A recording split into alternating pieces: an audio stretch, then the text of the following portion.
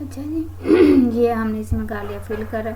उसके बाद यहाँ पे मैं अगर टोटल के अंदर बात करूँ, ठीक है, टोटल मैं इसको कर लेती हूँ, इसके ऊपर कर्सर जा करती हूँ, इसको कर लेती हूँ सेलेक्ट, ठीक है। सेलेक्ट करने के बाद मैं क्या करूँगी, जो है ना इसकी कंडीशनल फॉर्मेटिंग पे चली जाऊँगी और यहाँ पे आके मैं क्या करूँगी, जो है ना ग्रेटर देन वाले मार्क्स उनको मैं हाईलाइट करना चाहती हूँ। मैं जहाँ पे जाऊँगी तो यहाँ पे जाने के बाद जो है ना इसको मैं कर दूँगी येलो कलर। तो ये देखें ये जो है ना वो मैं करना चाहती हूँ 132 से जो है ना वो अबव जो है ना वर्ड्स सॉरी नंबर वो हमारे यहाँ पे जो है ना वो हाईलाइट हो गया है, ठीक हो गया। तो ये थी हमारी यहाँ पर कंडीशन फॉर्मेटिंग की, ये सारी फॉर्मेटिंग। अच्छा अगर ये देखें यहाँ पे मैं करती हूँ ना, इसे मैं यहाँ पे कर देती हूँ जी रेज करके 45। तो देखें इसका जो है देखें यहाँ पे कलर चेंज हो गया, ठीक है। तो जैसे हम इसको कम करेंगे या ज़्यादा करेंगे इसका कलर यहाँ से चेंज होता जाएगा, ठीक है, क्योंकि हमने इसके ऊपर कंडीशनल फॉर्मेटिंग लगाई हुई है, ठीक हो गया। करेंगे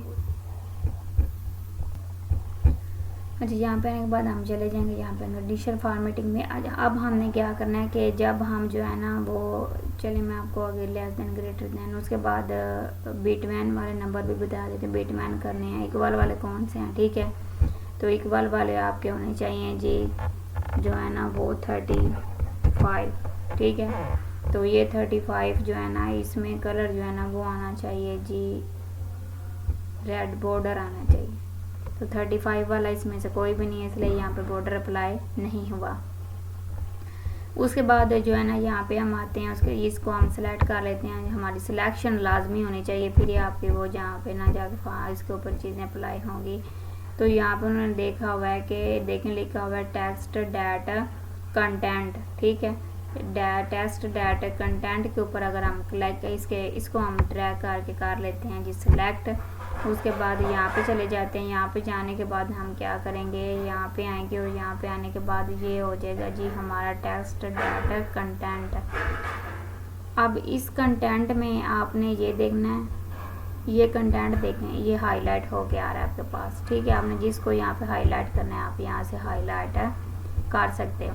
अच्छा उसके बाद हम बात करते हैं यहाँ पे आगे जी इसकी डुप्लीकेट कंटेंट, ठीक है। टेक्स्ट कंटेंट तो हमारा हो गया ना। तो यहाँ पे आप देखेंगे आगे कि डुप्लीकेट कंटेंट में क्या होगा जी। तो यहाँ पे हम जाके इसको कर लेते हैं सिलेक्ट, ठीक है। सेलेक्ट करने के बाद हमने इसको जो कलर दिया वो जी दिया हमने रेड, ओके प्रेस कर देते हैं। अच्छा अब यहाँ पे देखें मैंने 2 दफ़ा ना ए लिखा है ना बी लिखा है ना सी लिखा है। तो मैं क्या करूँगी यहाँ पे ए टाइप करूँगी, ठीक है। जस्ट मैं ए टाइप कर नीचे क्लिक करूँगी तो मुझे हाईलाइट करके दे देगा कि आपने पहले जो है ना इसके अंदर नाम नोट किया हुआ है। अक्सर आपने देखा होगा कि बड़ी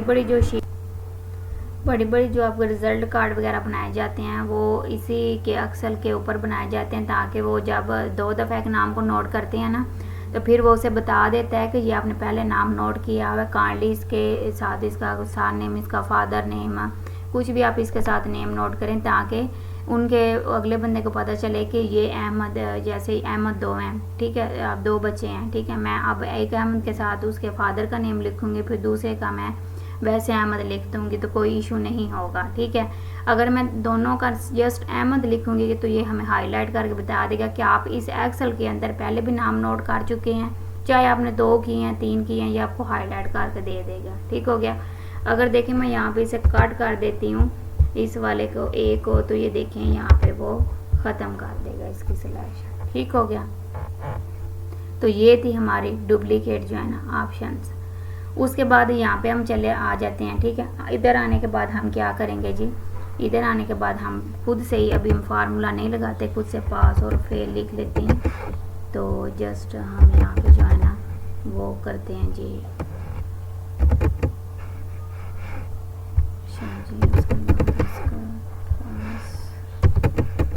ये हमने अभी जस्ट खुद से लिखना है। ये तो फार्मूला लगा के हमने देखना है कि फेल कौन सा पास।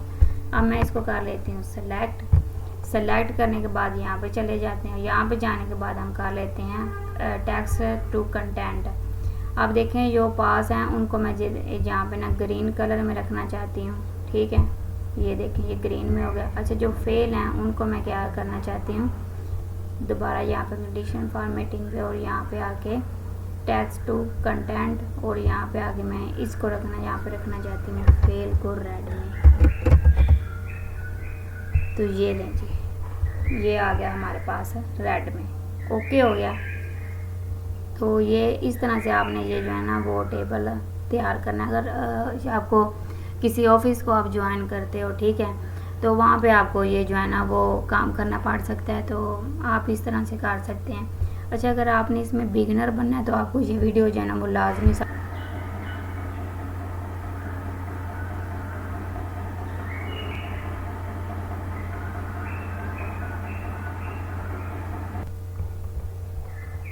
तो आप ना इसे ये चीज़ें अच्छे तरीके से जो है ना वो सीखा करें, ठीक है, क्योंकि ये चीज़ें बड़ी इंपॉर्टेंट होती हैं। आपने अगर ऑनलाइन अर्निंग करनी है, आपने कहीं जॉब करनी है, ठीक है, तो ये ना डाटा जो है ना वो पुट करने की या डाटा बेसिस पे काम करने की जो है ना वो एक्सेल के ऊपर जो है ना आपकी कमांड सेट होनी चाहिए, एक्सेल आपको आना चाहिए। और हाँ अगर आप ये इधर मेरे पास सारे इसके लेसन सीखते हैं तो हम आपको जो है ना वो एक सर्टिफिकेट भी प्रोवाइड करेंगे।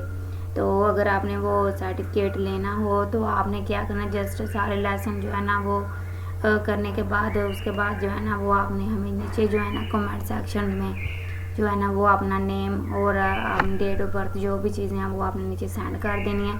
तो आपको जो है ना एक आपने व्हाट्सएप अपना नंबर या फिर आप जीमेल सेंड कर दें तो उसके ऊपर आपका जो है ना वो ये सर्टिफिकेट जो है ना वो सॉफ्ट कॉपी में जो है आपको सेंड कर दिया जाएगा, ठीक हो गया।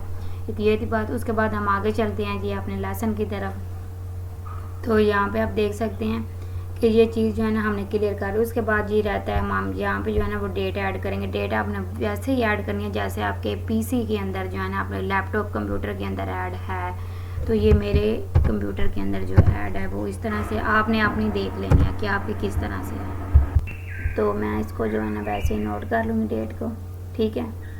तो ये हो गया हमारा ईयर्स।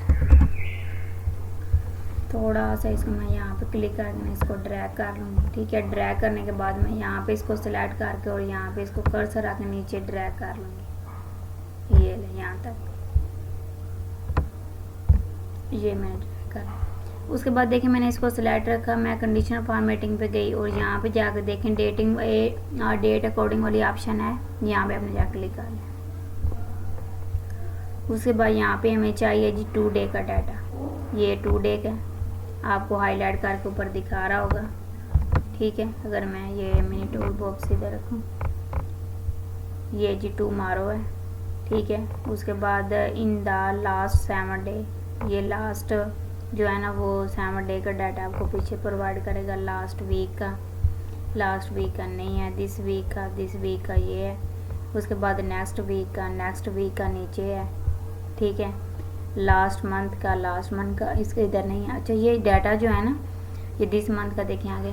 इसमें आपने क्या करना है कि जब आप किसी बंदे को किसी ऑफिस में आप काम कर रहे होते हैं ना, वो कहता है कि मुझे जो है ना वो टुमारो का डाटा दिखाओ, 2 डे का डाटा दिखाओ।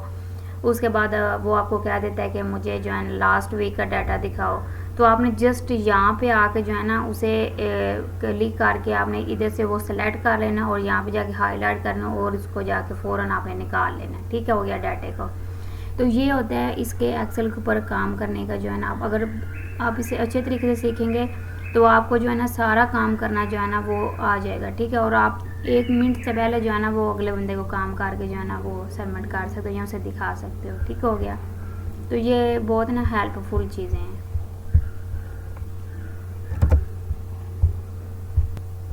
अच्छा अगर मैं बात करूँ यहाँ पे आपको जो है ना वो ज़्यादा कॉलम चाहिए तो आपने क्या करना है, इनको आके ड्रैग कर लेना। ड्रैग करने के बाद कंट्रोल शिफ्ट प्लस प्रेस कर लेना। तो वो देखें यहाँ पे वो कॉलम ऐड और रोज़ ऐड हो गई हैं। तो मुझे नहीं चाहिए, मैं यहाँ पर अंडू कर देती हूँ। और यहाँ पे अगर आपको कॉलम ऐड करने हैं तो वो भी आपने ऐसे ही ऐड करने हैं, कंट्रोल शिफ्ट प्लस, ठीक है। तो ये इसकी शॉर्टकट की है इस कॉलम और रोज़ को इंसर्ट करने की। अच्छा अगर आपको मैं दूसरी